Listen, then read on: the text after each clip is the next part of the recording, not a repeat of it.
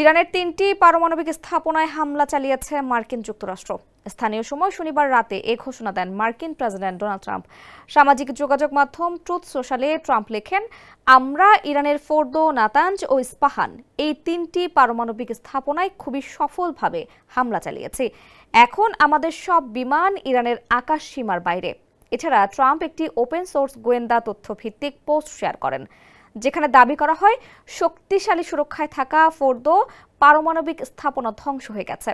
Fordow হচ্ছে ইরানের সবচেয়ে গোপন ও সুরক্ষিত পারমাণবিক স্থাপনাগুলোর একটি।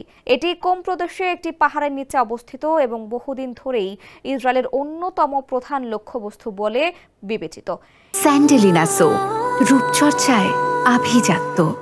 ইরানে এই সফল হামলার পর ইসরায়েলি প্রধানমন্ত্রী বেনিয়ামিন নেতানিয়াহুকে ধন্যবাদ জানিয়েছেন যুক্তরাষ্ট্রের প্রেসিডেন্ট ডোনাল্ড ট্রাম্প। তিনি বলেন, আমি প্রধানমন্ত্রী নেতানিয়াহুকে ধন্যবাদ ও অভিনন্দন জানাতে চাই। আমরা একটি দল হিসেবে কাজ করেছি। সম্ভবত ইতিহাসে এমন দলবদ্ধভাবে কেউ কাজ করেনি। ট্রাম্প আরও বলেন, ইসরায়েলের জন্য ভয়ঙ্কর এই হুমকিকে মুছে ফেলার পথে আমরা অনেক দূরে গিয়েছি। ইসরায়েলি সামরিক বাহিনীকেও চমৎকার কাজের জন্য ধন্যবাদ জানান তিনি।